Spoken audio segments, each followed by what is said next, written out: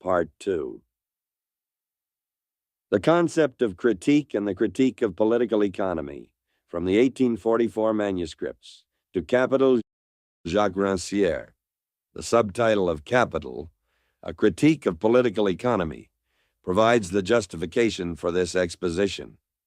The subtitle requires the consideration of two matters. 1. The concept of a critique is a concept we find throughout Marx's work. He made use of it to refer to his specific activity at all stages in the evolution of his thinking. However, although this concept was always present in Marx's mind, we know that it was worked out by him explicitly at a precise stage in his development, that is, during the years 1842 to 1845.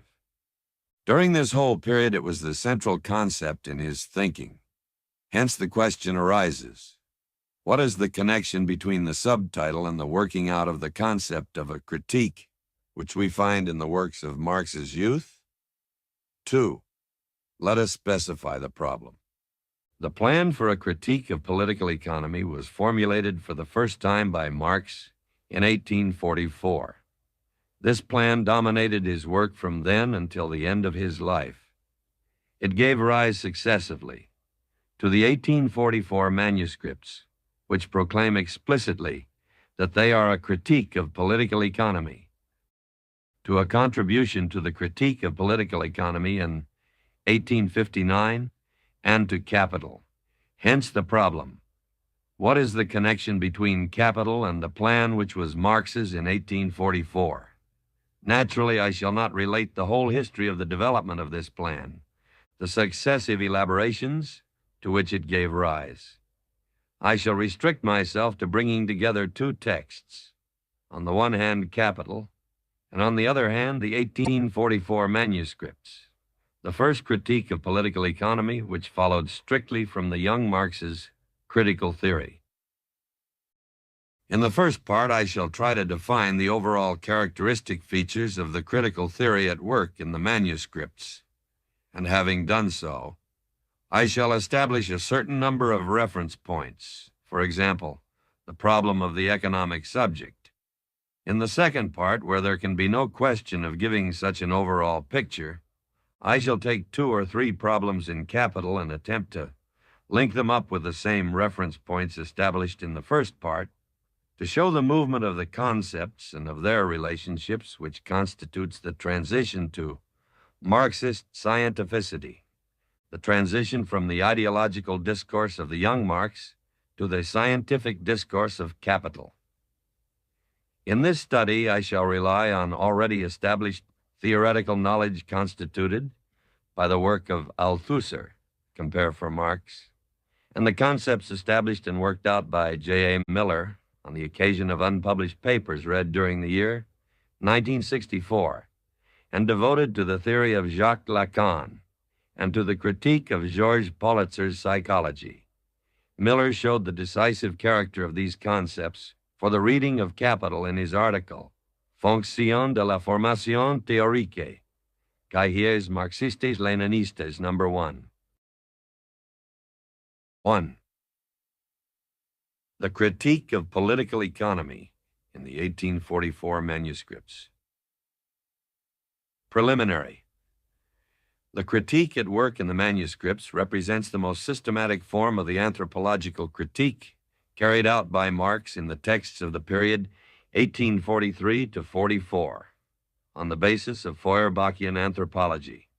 It is self-evident that since our aim is simply to sketch the finished outline of this critique, the problem of the relationship between Marx and Feuerbach lies outside the scope of our study.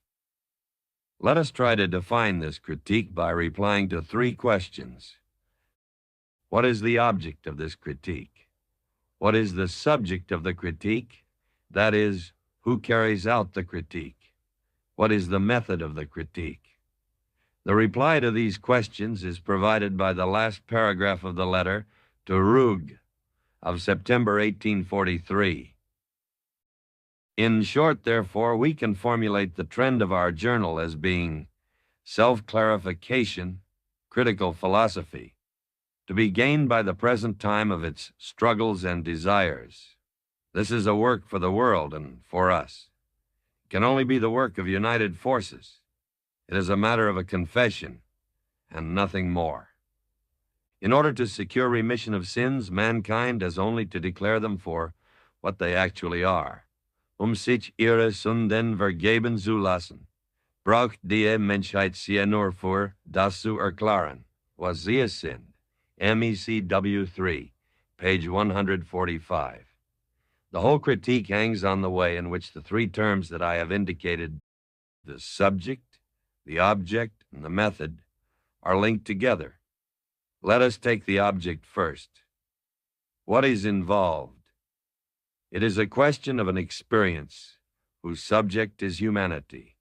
For a very long time, humanity has been going through this experience, but blindly. Now, however, we have reached the point where it is possible for humanity to understand itself.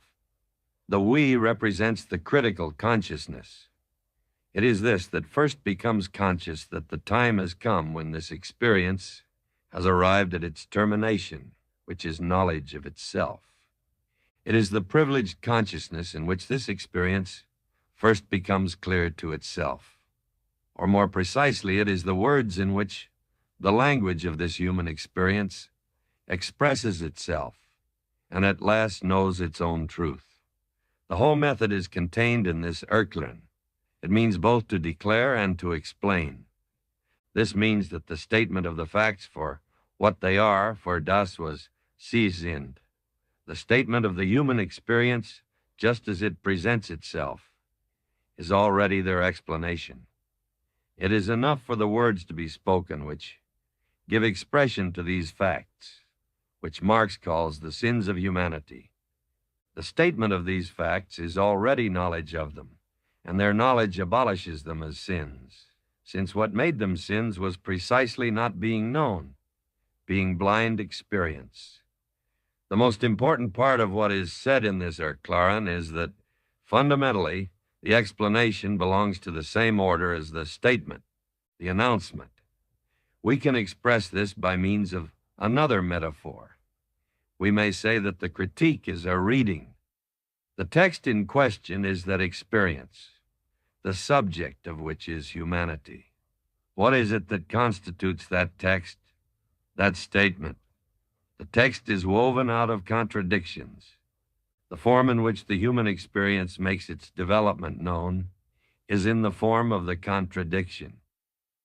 Every sphere of human experience, political, religious, ethical, economic, etc., presents a certain number of contradictions. These contradictions are felt by individuals in what Marx calls the present time of struggles and desires.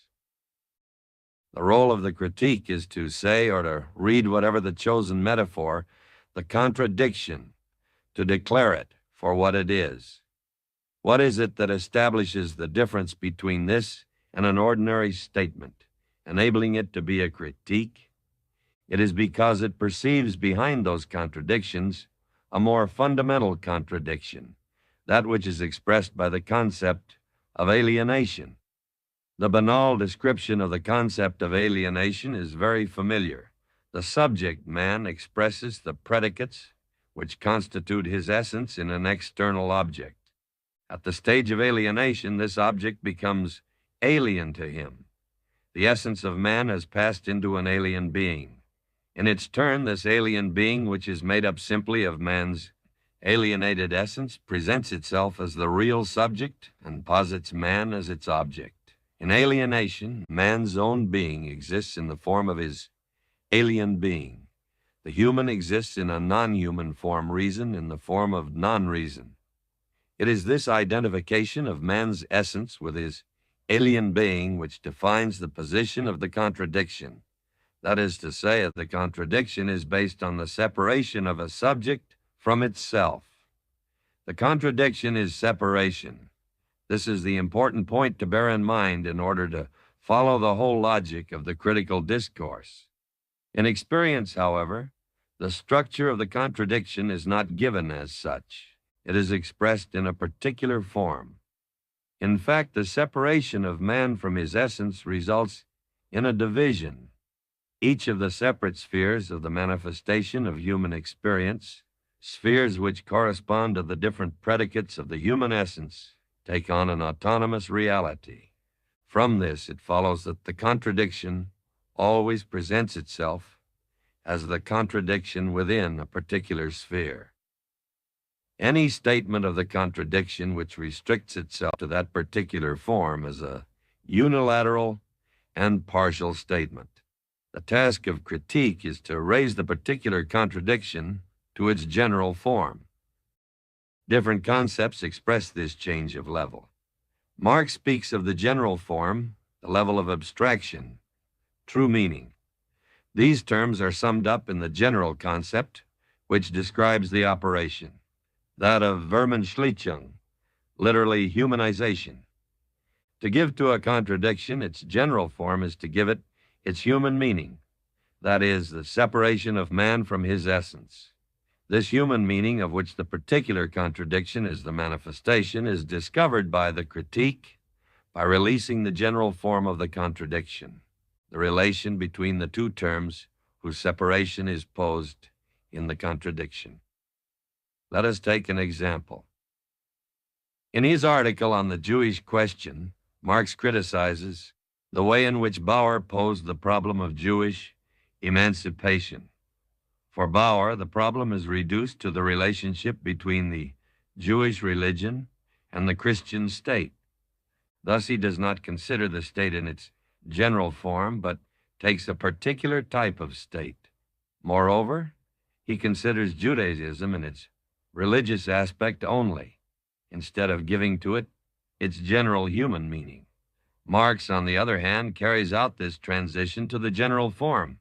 From the particular state/religion contradiction, he goes on to consider the contradiction, the state/assumptions about the state, which leads to the contradiction, the state/private property.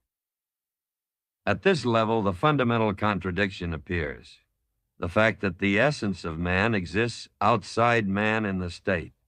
From this example, we see that critical discourse is 1. The explanation of the fundamental meaning of the contradiction. 2. The rediscovery of the original unity. This original unity is the unity of a subject and its essence. It is this unity of the subject man and his essence which defines the concept of truth in Feuerbach's critique. This concept of truth enables us to locate the problem of the discourse that is opposed to critical discourse, that is, speculative discourse. The latter may be characterized as an abstract discourse. This concept of abstraction in the anthropological critique is the basis of a fundamental misunderstanding. It refers both to a process which takes place in reality and at the same time to the logical steps which belong to a certain type of discourse. Abstract is in fact taken here in the sense of separated. The abstraction, separation, takes place when the human essence is separated from man and his predicates fixed in an alien being. Speculation starts off from this abstraction, from this separation from the original unity. In that state, the predicate exists separated from the subject. But this separation from the original unity is at the same time the setting up of a new unity, to the advantage of the estranged being in which the essence of the subject is alienated. That is what enables the predicate to pose as the true subject. That is how theologians, who start off from the division between man and his essence, alienated in God, make God the real subject. In the same way, speculative philosophy, that is, Hegelian philosophy, starts off from thought separated from its subject, man, in order to make the abstract ideas the real subject of the experience. Thus we read in Feuerbach's Principles of the Philosophy of the Future, Thesis 23, the being of God, according to Hegel, is actually nothing other the being of thought, or thought abstracted from the ego, that is, the thinker. The Hegelian philosophy has turned thought, that is, the subjective being. This, however, conceived without subject, that is, conceived as a being different from it, into divine and absolute being. What is important here is that abstraction as an instrument of thought is disqualified. All thinking which seeks to proceed by scientific abstraction, in the sense explained by Marx in the General Introduction of 1857, is accused of maintaining the separation of the abstract moments from the human experience. Thus, in the preliminary theses on the reform of philosophy, Feuerbach characterizes abstraction as alienation. To abstract means to posit the essence of nature outside nature, the essence of thought outside the act of thinking. The Hegelian philosophy has alienated man from himself, insofar as its whole system is based on these acts of abstraction. Although it again identifies what it separates, it does so only in a separate and mediated way. To anticipate, we may say that what is confused here in this theory of abstraction are the two processes which Marx distinguishes as the process of thought and the real process in the General Introduction of 1857. To sum up these preliminary considerations on the concept of the critique, we distinguish between the three possible types of discourse from the viewpoint of the critique. A discourse which takes place at the level of the phenomena, a one-sided discourse which grasps a particular aspect of the contradiction only, two discourses which take place at the level of the essence, the critical discourse, or the development of the true essence, and the speculative discussion, or the development of the false essence. We can now tackle the study of the critique in the manuscripts. The level of political economy. We shall not deal with the whole theoretical structure of the manuscripts. We prefer to approach the text indirectly by asking ourselves the question, what is the place of political economy in the manuscripts? Marx's preface to these does not define the concept of political economy. Political economy appears as one item in the table of contents. Marx states that he will present the critique of the different kinds of subject matter, law, ethics, politics, etc., that he will show their connection later, and that finally he will show how speculative philosophy has made use of these materials in order to carry out its own constructions. There is no placing of political economy. In fact, two things would have had to be placed: economic reality and economic discourse. A. No placing of the economic reality. Here the economy does not appear as a basis or as a last resort. There is no setting up of an economic structure in the sense in which Marx understands it from the German ideology onwards. Neither does it appear as the fundamental alienation produced by the reduction of other alienations. Here I refer to Calvas's outline. The alienations are presented right from the beginning as being all on the same level. As a first placing, we may define political economy, law, ethics, and politics as different spheres of human experience. Let us emphasize here the importance of this concept of experience, which comes really from Hegel. It is this concept, which is not worked out theoretically by Marx, which makes his theorizing possible. In his critical examination of Hegel in the third manuscript, this is what is not criticized. It is the implicit presence of this unrecognized and uncriticized concept that constitutes the condition which makes the young Marx's critical discourse possible and makes a scientific discourse impossible. For economic reality appears only as one of the spheres, which express each in its own way the development and alienation of the human essence. Nevertheless, this first placing is contradicted by a second placing. In the third manuscript, Marx states that economic alienation is the alienation of real life, in contrast with religious alienation, which takes place only in consciousness. Therefore, the abolition of economic alienation involves the abolition of all other alienations. How is this transition possible? What we have is an expansion of the concept of the economy in such a way that it comes to include all the relations of man with nature in the concepts of production and consumption, and all the relations of men between themselves in the concept of exchange. Hence, the economy covers the whole field of human experience. It is merely the form taken by the very concept of experience. Thus, the localization of economic reality offends in one case by its absence and the other by its excessive presence. But in both the result is the same. Marx did not set up a separate field of political economy. B. No placing of economic discourse. There is one remarkable fact in the manuscripts. The problem of political economy as a discourse with claims to be scientific is not really posed. It is true that in the second manuscript, Marx talks of the progress of political economy, but this is only a progress in cynicism. Economists admit more and more frankly the inhumanity of political economy. In fact, for Marx, the category of discourse does not become a preferential category until it concerns the essence, either as a speculative discourse concerning a false essence or a critical discourse concerning the true essence. At the level at which we are here, the discourse of the economists is taken only as a reflection of the facts. There is no disjunction between economic facts and economic science. This absence of disjunction is expressed by Marx when he talks of the level of political economy. The expression level of political economy defines on the one hand a certain stage of development of humanity, a stage of development which manifests itself by phenomena such as competition, pauperization, etc. But it also refers to the conceptual level at which the economist's discussion takes place. A considered consciousness proper to it corresponds to this order of the phenomena.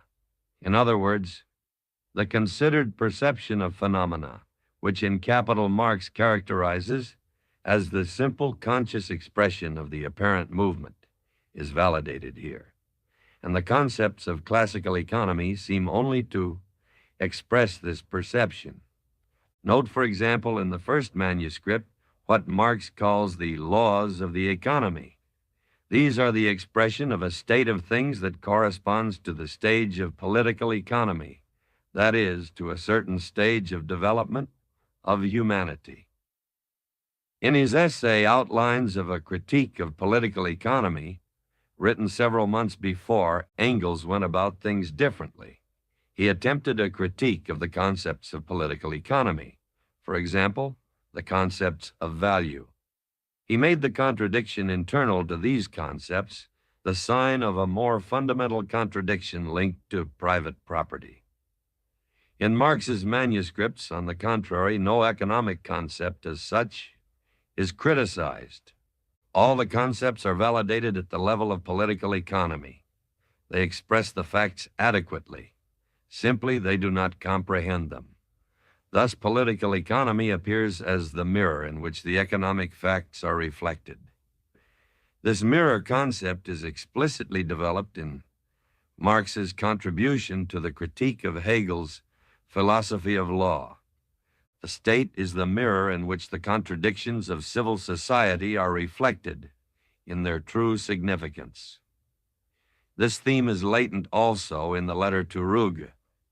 Marx explains there that although it does not matter from where the critique begins, there are special places where the contradictions come to be reflected.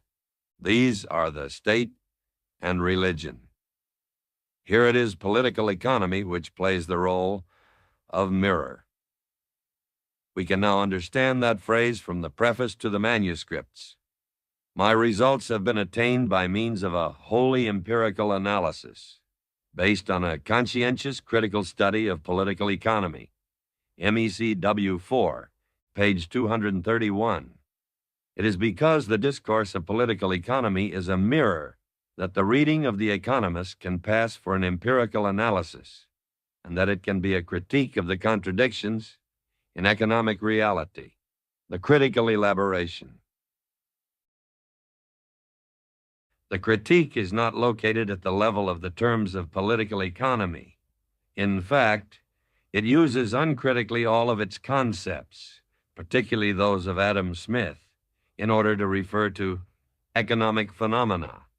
In fact, the critique is more fundamentally a critique of the text as a whole. Once the statement of economic discourse has been worked out, the critique intervenes.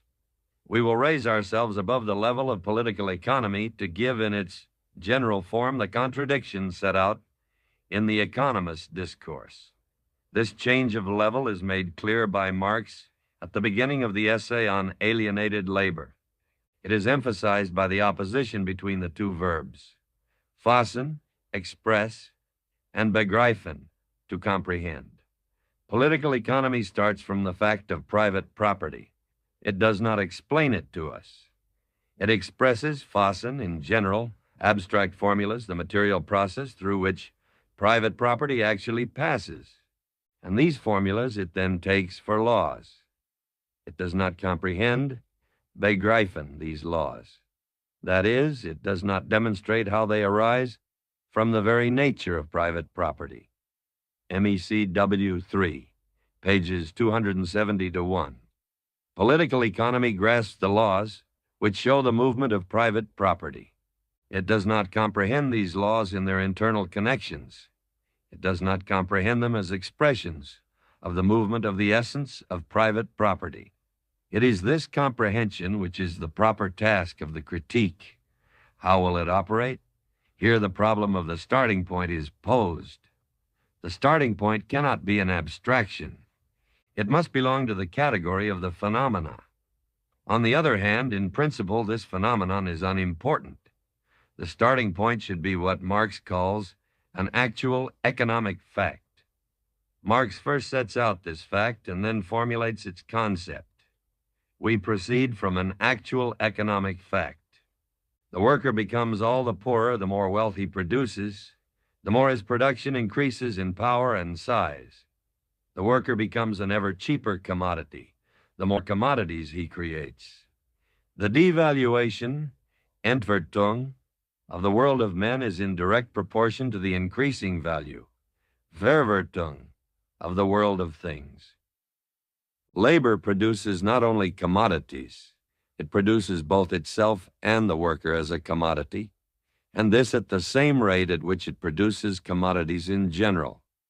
This fact expresses merely that the object which labor produces, labor's product, confronts it as something alien, as a power independent of the producer. The product of labor is labor, which has been embodied in an object, which has become material. It is the objectification of labor. Labor's realization is its objectification. Under these economic conditions, this realization, Verwirklichung of labor, appears as loss of realization, Entwerklichung for the workers, objectification as loss of the object and bondage to it, appropriation as estrangement, Entfremdung, as alienation, Entäußerung, Ibidar, pages 271 to 2. Impoverishment is the economic fact from which Marx begins. The more wealth he produces, the poorer the laborer becomes. From this fact, Marx proceeds to an analysis of the essence. This fact expresses something. This phenomenon expresses an essence. Impoverishment manifests the process, the general and human form of which is alienation. Thus, the economic fact undergoes an elaboration which enables him to reveal its meaning. Between these two paragraphs, we have the transposition of one structure into another. Beneath the statement of the economic facts, a text of reference has been slipped. The text of the anthropological critique, which states the process of alienation. Impoverishment, economic, has become alienation, anthropological. It all takes place on the level of two statements, which I give in simplified form. Man produces God. The worker produces an object. Man produces God. That is, he objectifies in God the predicates which make up his essence. So now when we say that the worker produces an object, we start from the prosaic concept of production. But by means of this concept, the slide takes place that enables us to think of the relationship between the worker and his product on the model of the relationship between God and man in religion. So productive activity is identified with generic activity, the activity of man insofar as he affirms his own essence. And the object produced is identified with the objectification of the generic being of man. The fact that this product should go to increase the power of capital then appears as the final stage of alienation, that in which man becomes the object of his object. So the schema of religious alienation has been projected onto the worker-product relationship. In religious alienation, there is, in actual fact, equivalence between man and his product. God is made up only of man's predicates. He is thus a completely transparent object in which man can recognize himself, and the end of alienation appears logically as man taking back what he objectified in God.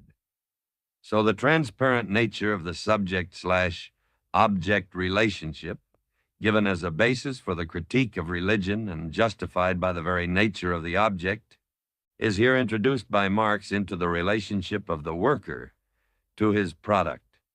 The worker's product is supposed to be something in which the worker should recognize himself. This transposition has been made possible because there has been a play of words on the concept of production, also on the concept of object. To say that the worker produces an object appears quite innocent, but into this vague concept of object, the Feuerbachian concept of object is introduced. The latter is expressed as follows by Feuerbach: in the essence of Christianity, the object of man is nothing other than his essence, itself, taken as an object. The object to which a subject relates by its essence and of necessity is none other than the subject's own essence, but which has been objectified. Thus the object produced by the worker appears as a Feuerbachian object, as the objectification of man's own essence. What makes the operation of the critique possible is a play on the terms production and object.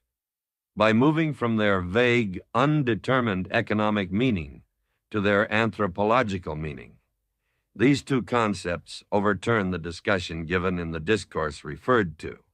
This process, which enables an economic law to become an anthropological law, the general form of the contradiction, we will call amphibology, and its basis. Take on the one hand the structure of alienation that we referred to above. The following inversion is produced in alienation. The generic life of man becomes the means of his individual life. His essence becomes the means of his existence. Thus, in On the Jewish Question, Marx shows how the declaration of the rights of man makes political life, which represents the generic life of man, simply a means of preserving the selfish interests of the members of bourgeois society. Take, on the other hand, an economic concept, the concept of means of subsistence. We know that according to classical economics, the value of labor is equal to the value of the means of subsistence necessary for the worker. We know also that in Capital, Marx brings the critique to bear on the concept of the value of labor itself, and shows that it is no more than an irrational expression of the value of labor power. At our present level, such a critique is not involved. Nevertheless, it is possible to set out the following equation. Labor of the worker equals activity providing the worker with his means of subsistence. However, in the anthropology of the young Marx, labor is the manifestation of the generic life of man. We have, therefore, labor of the worker equals manifestation of the generic activity of the worker.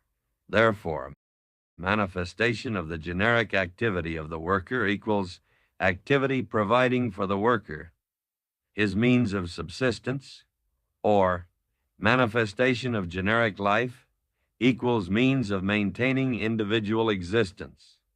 Here we find the mean/end reversal characteristic of alienation. The concept of means of subsistence has facilitated the overlapping of the economic law by the anthropological structure.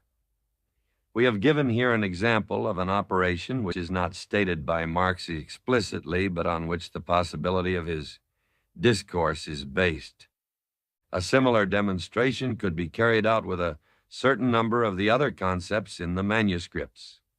We can now set out a table of the amphibologies in which we shall see how the terms and the connections between the terms, laws, of classical economy are immediately transposable into critical anthropological discourse. See the tables below. 1. Table of amphibologies. Economy, critique worker, man labor, generic activity product, object capital, estranged being, Fremdeswesen, means of subsistence, means of life, Lebensmittel, value, Wert equals dignity, word exchange, community trade, intercourse, Verkehr, wealth, Feuerbach's Sinnlichkeit. 2. Table of relevant oppositions man. Thing means, end remarks. A. The first amphibology is the worker/man amphibology. The subject of the process at the beginning is the worker, so we might think we are starting here from a point of view which is that of class struggle. In fact, this is not so. In the second paragraph of our text, that worker becomes a producer. Later, that producer becomes simply a man. Let us reread the beginning of our text. The worker becomes all the poorer the more wealth he produces, the more his production increases in power and size. MECW 3, page 271. Let us compare now the text of the third manuscript with this phrase. Man becomes ever poorer as man. His need for money becomes ever greater if he wants to master the hostile power. The power of his money declines in inverse proportion to the increase in the volume of production. That is, his needless grows as the power of money increases. Ibidali, page 306. The alienation has become alienation of man in general. B. The amphibology of value is tangible in the pair Verwertung/Entwertung, to which we referred above. Into the classic economic concept of value, there has crept an ethical concept of value in which we can recognize the Kantian concept of dignity. C. The amphibology of exchange is set out principally in Marx's notebooks, in which he commented on the economists he had read before writing the manuscripts. Exchange is understood anthropologically as inner subjectivity. At the stage of political economy, exchange appears as the alienated form of the human community, Gemeinwesen. The concept of commerce, Verkehr, is also used with the same intersubjective resonance, even in the German ideology. The concept of Verkehr's form, posed as the equivalent of the concept of productive relations, retains an anthropological content. D.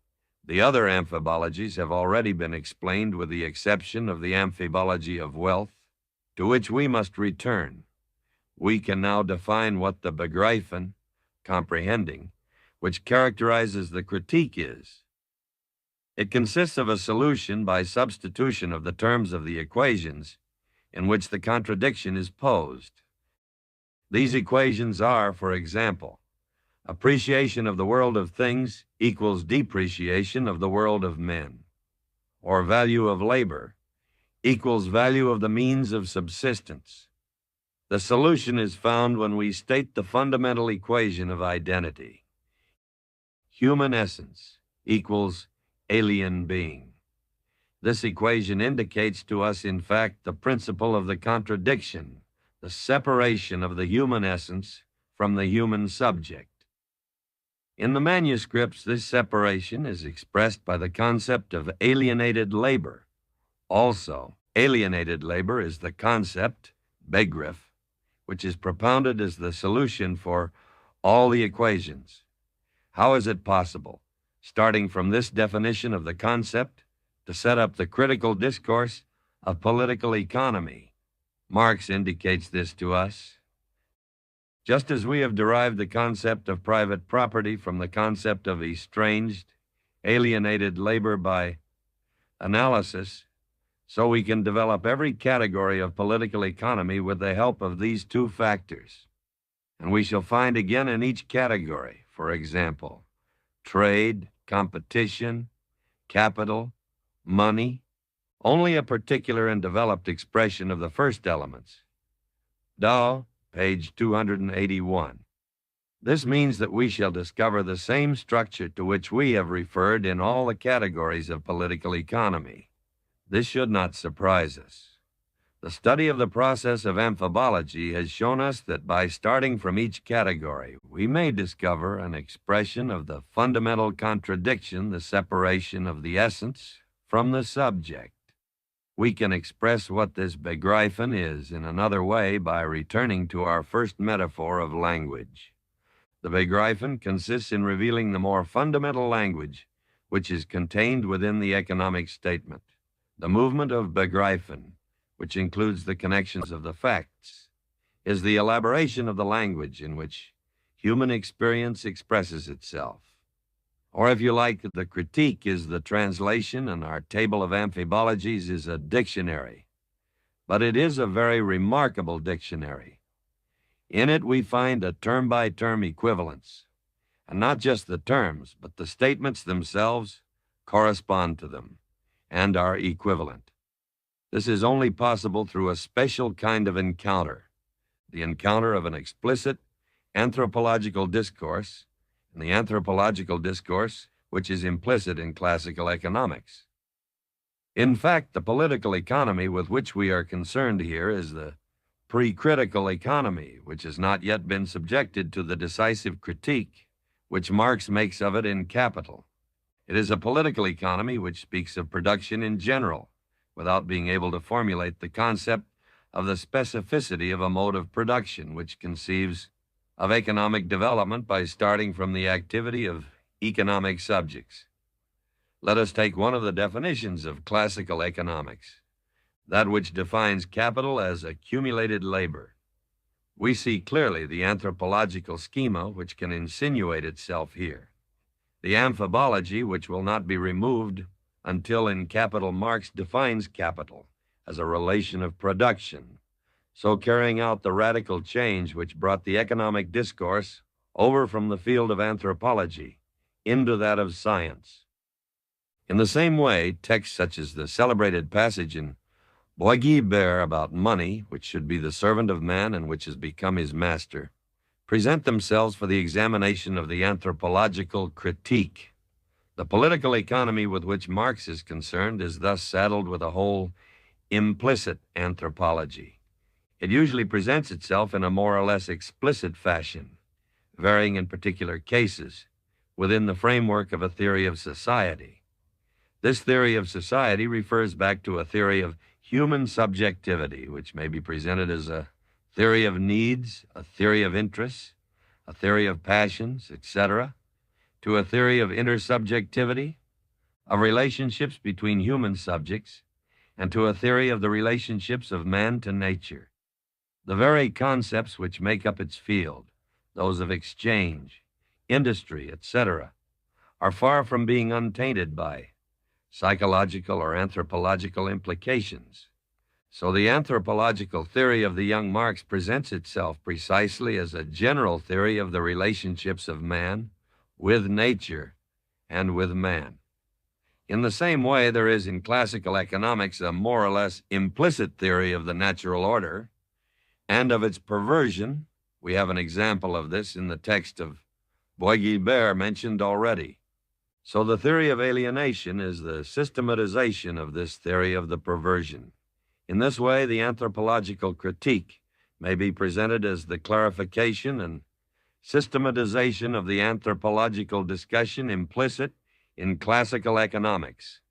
I only raise this problem in a very general way. Naturally, it ought to be studied much more deeply.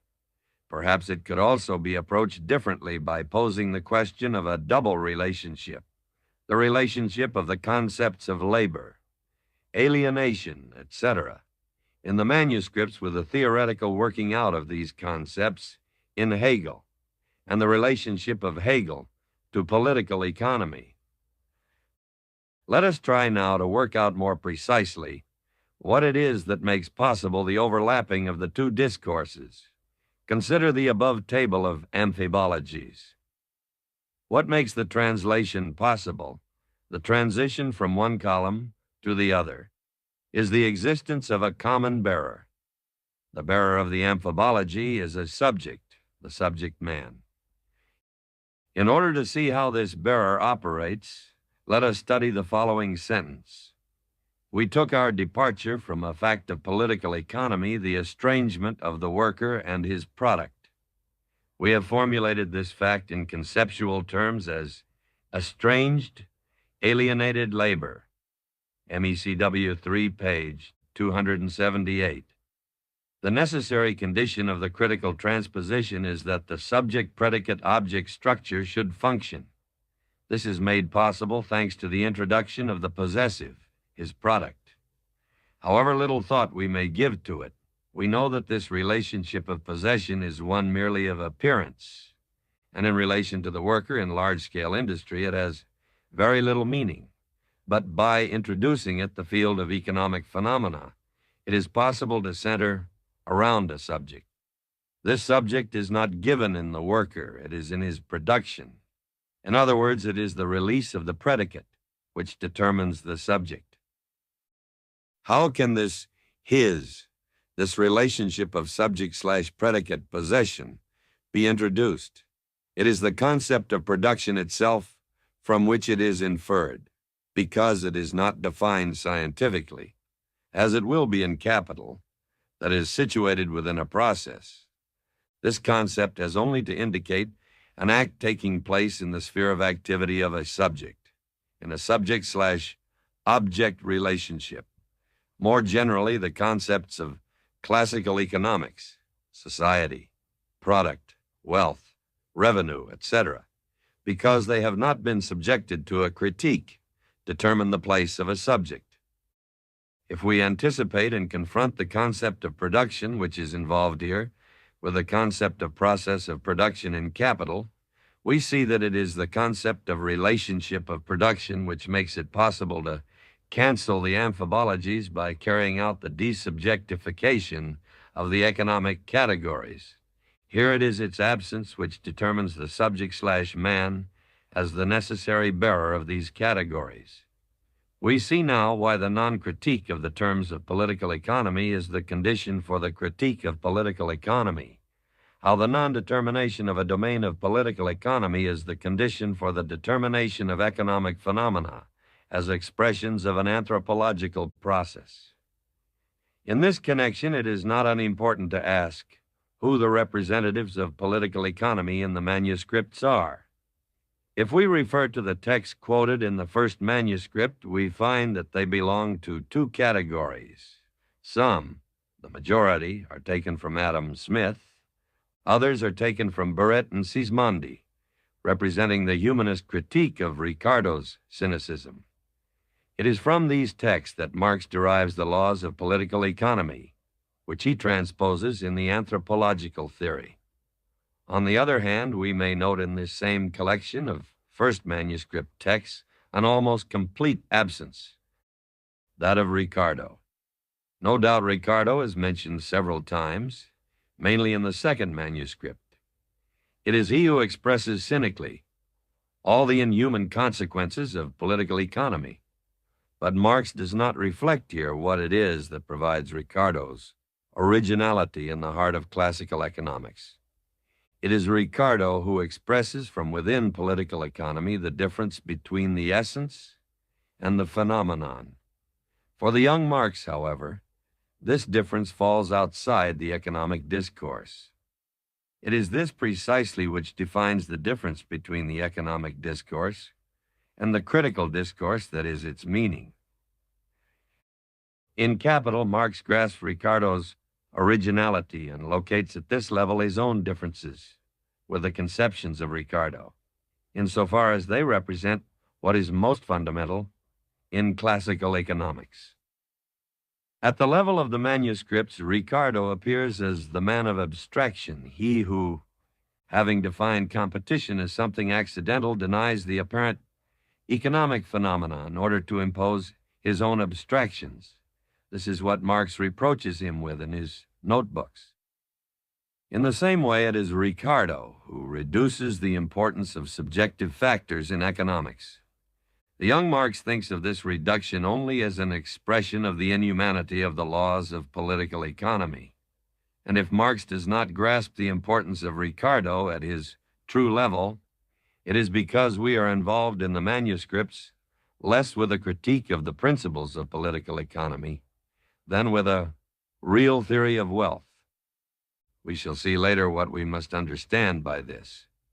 Below the table of the amphibologies, I have written what I call the table of relevant oppositions, person/thing and means/end. It is these oppositions which give the anthropological discourse its meaning. At the same time, we are directed by them to the field in which the relevance of these oppositions is located, that of Kantian ethics. Here I want only to draw attention to a problem. Although there has been abundant theorizing about the problem of the relationship between Marx and Hegel, no one has thought about the relationship which is perhaps decisive in order to be able to understand the break between the critique of the young Marx and that of the mature Marx, the Kant/Marx relationship. We may wonder whether the territory in which the young Marx stands is not that outlined by the Kantian oppositions, heteronomy/autonomy, person/thing, means/end. It would then be necessary to study the displacement of these oppositions in capital. For example, the displacement of the opposition person/thing in the concepts of bearer and personification. Likewise, we would have to ask to what extent the concepts of means and ends of the mode of capitalist production bring about this desubjectification of the means/end contradiction. These few remarks may help to explain why the supersession of the problematic of the first manuscript carried out in the third manuscript is a Hegelian supersession, development of the contradiction, history and subjectivity, or motors and motives. This critical discussion has enabled us to define the fundamental contradiction, the loss of man in his object, his separation from himself, the alienation of the human essence in the movement of private property. We know how the theoretical method of the problematic of the manuscripts develops. Alienated labor appears first as a consequence of private property, but the analysis reveals that private property is itself a consequence of alienated labor. The problem of the origin of alienated labor is then posed. Either alienated labor is an accident, and we are then driven back to a problematic of the origin of bad history, similar to that of the philosophy of the Enlightenment, or alternatively, alienation is a necessary process, which is inherent in the development of humanity. It is this second solution which is chosen by Marx in the third manuscript, in which the alienation of the human essence appears as the condition of the realization of a human world.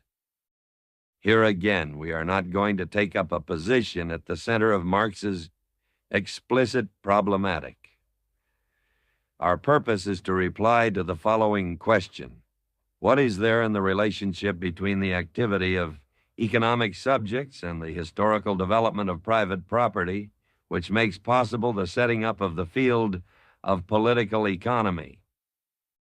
We will pose this problem by following the misfortunes of a particular character and about whom we shall have to speak again with regard to capital, the capitalist.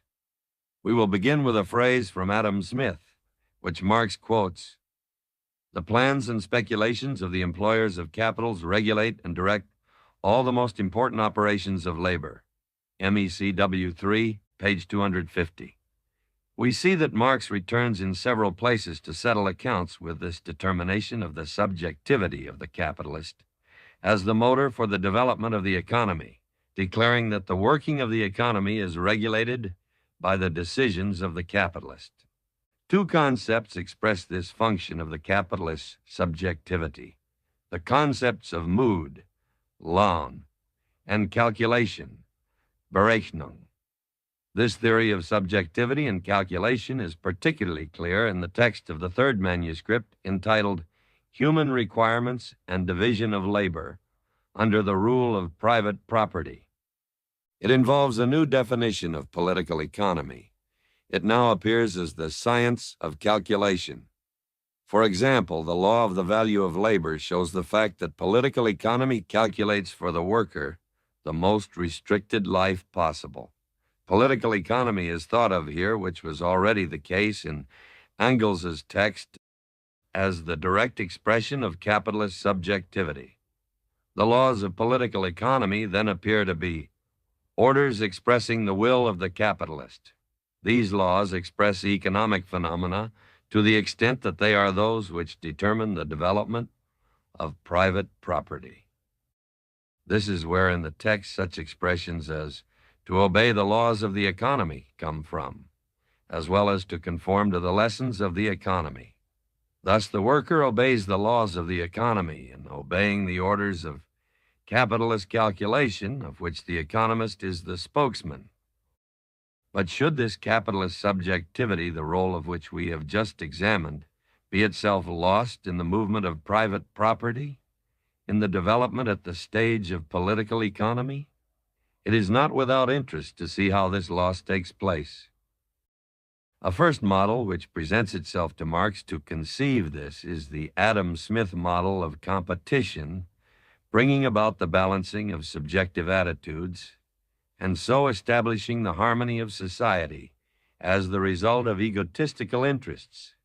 This model is recalled by Marx, MECW3,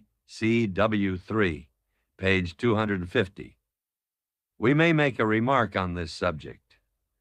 The importance accorded to competition in the manuscripts, and even more in Engels's text, marks the still ideological nature of this critique of political economy. The confusion between what Marx in Capital distinguishes as the real movement and the apparent movement. However, in this manuscript, Adam Smith's model is not retained by Marx. He criticizes Adam Smith's thesis of the fall in profit due to competition. Also, Marx makes use of a second model, which we can see at work in the text Human Requirements and Division of Labor under the Rule of Private Property. Here, Marx develops the idea of the transition from squandered wealth to industrial wealth. The first stage of this dialectic is that of squandered wealth, the capitalist who enjoys himself. This first stage is called on to disappear into the second stage, that of calculation. The calculating capitalist is the industrial capitalist. He carries out the subordination of enjoyment to calculation to wealth. The stage of the calculating capitalist is the last stage in the development of private property. Pleasure is therefore subsumed under capital, and the pleasure-taking individual under the capital-accumulating individual, whilst formerly the contrary was the case.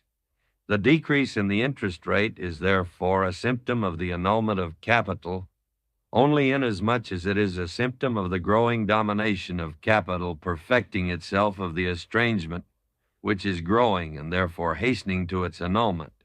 MECW 3, page 316.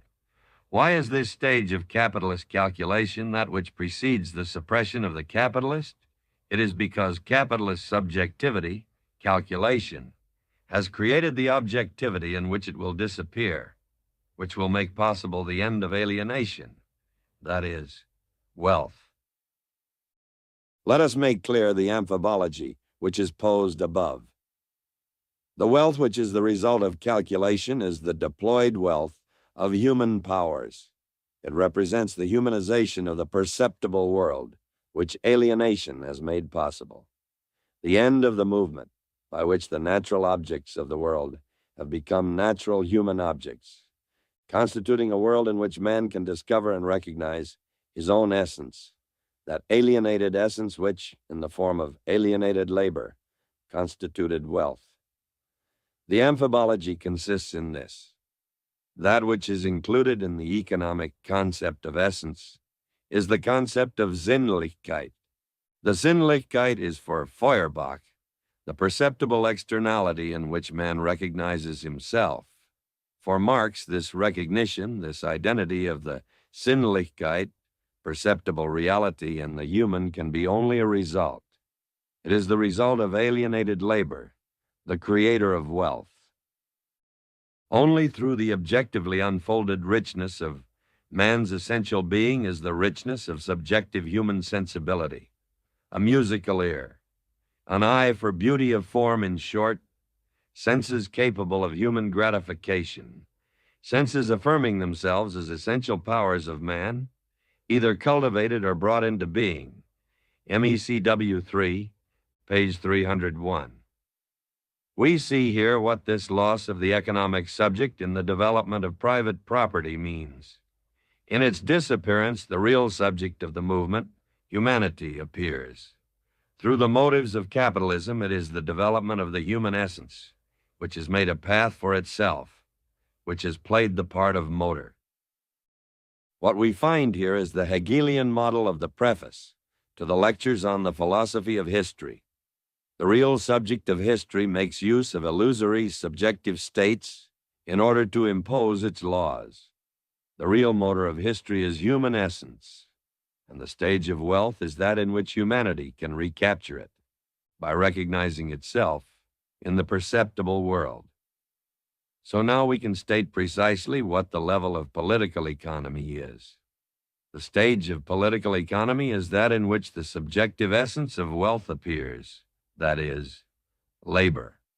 The discourse of political economy recognizes the essence of man as the essence of wealth, but it does not know the alienation of that essence. It does not recognize that labor, the source of wealth, is alienated labor. What the economy knows as the essence of man is his alienated essence.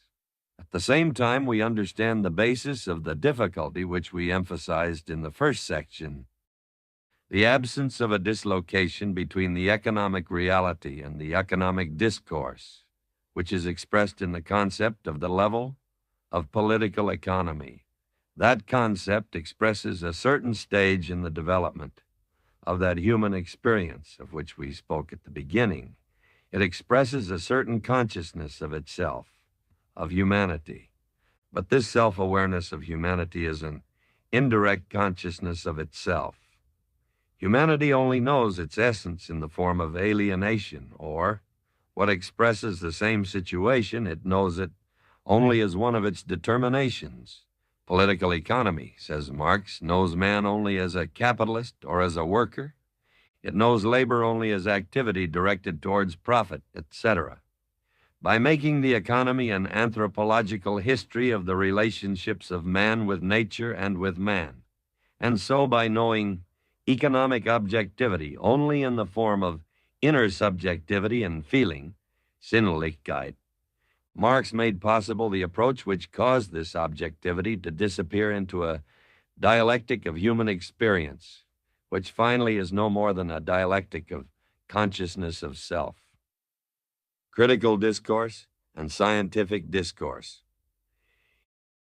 If we collect together all the elements of the critical discourse, we see that they assume a certain shape, which is the shape of the conditions of the impossibility of scientific discourse. The starting point of the critical discourse is the rejection of abstraction.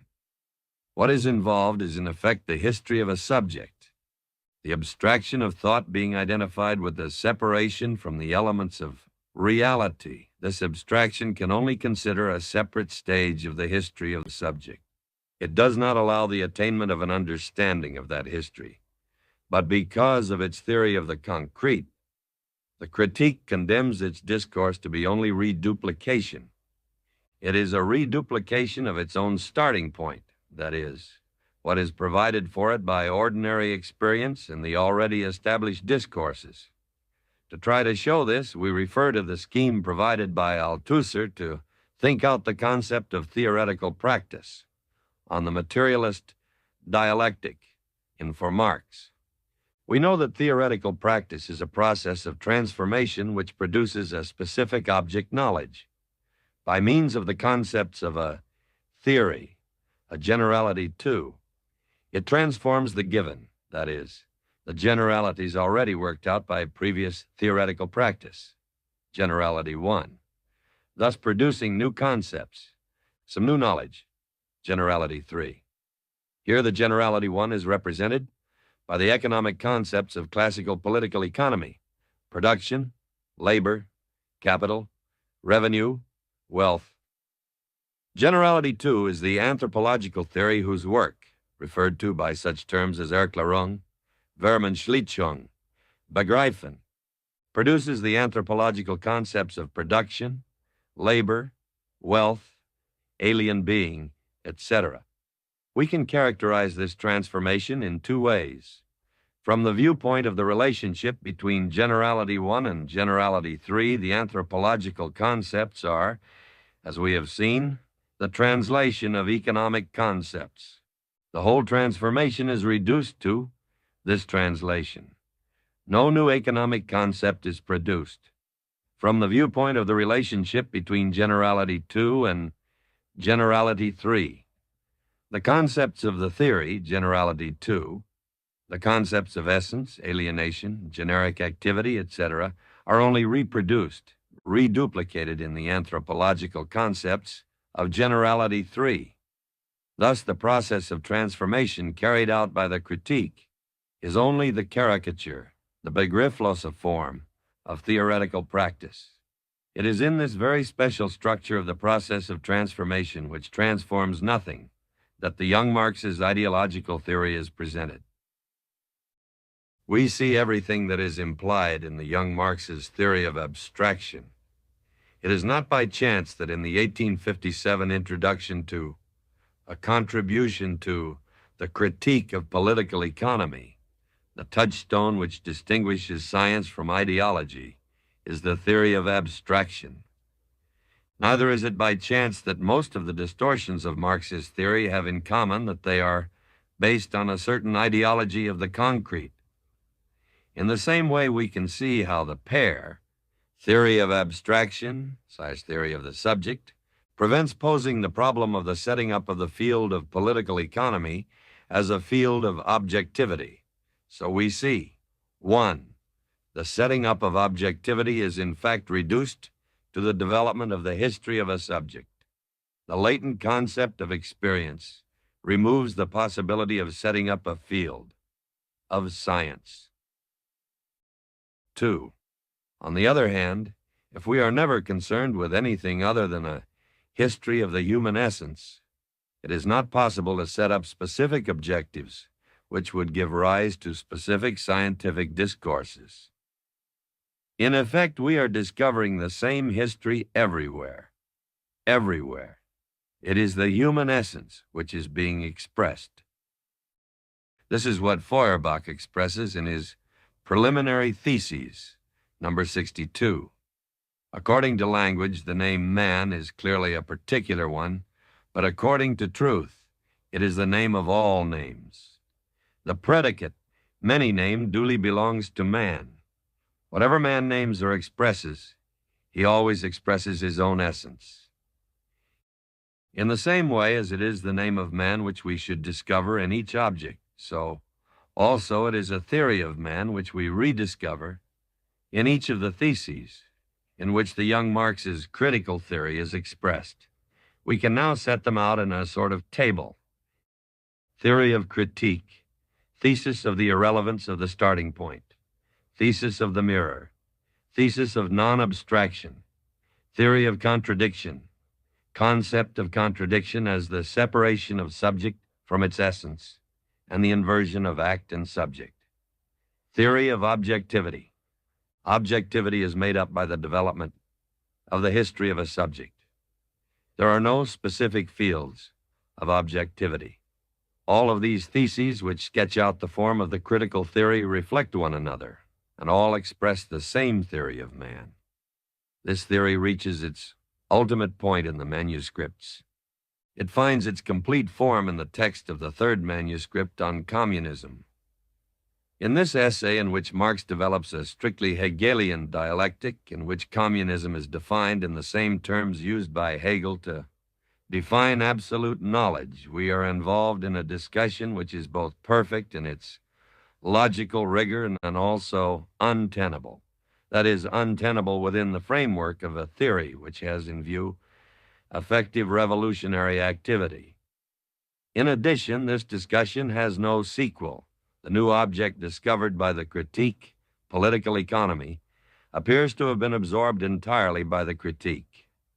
In reality, it is this object which imposes the shattering of the critical model and the reorganization of the whole of Marx's problematic.